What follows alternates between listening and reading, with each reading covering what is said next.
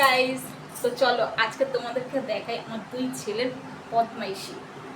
দেখো আমার ছোট ছেলের অবস্থা, দেখো জানলার ওপরে বসে রয়েছে, দেখো। আর দেখো আর একজনের অবস্থা দেখো। এই তাকা, এদিকে তাকা, তাকা, দেখ এদিকে, দেখ এদিকে, দেখ। টাটা বল, টাটা বল। এই টাটা।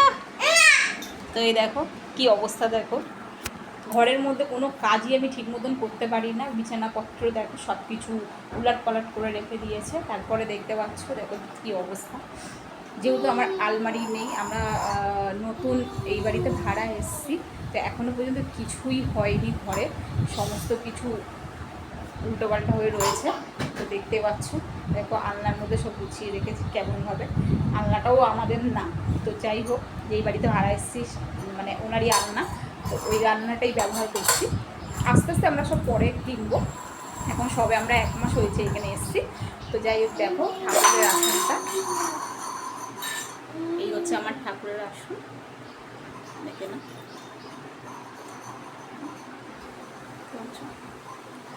যাই হোক দেখো আমার ছোট ছেলের অবস্থা দেখেছো, দেখো কী অবস্থা, দেখো ঘরে ছোট ছোট বাচ্চা থাকলে ঘরে যা হয়। এ পর্যন্ত এই অবধি, টাটা।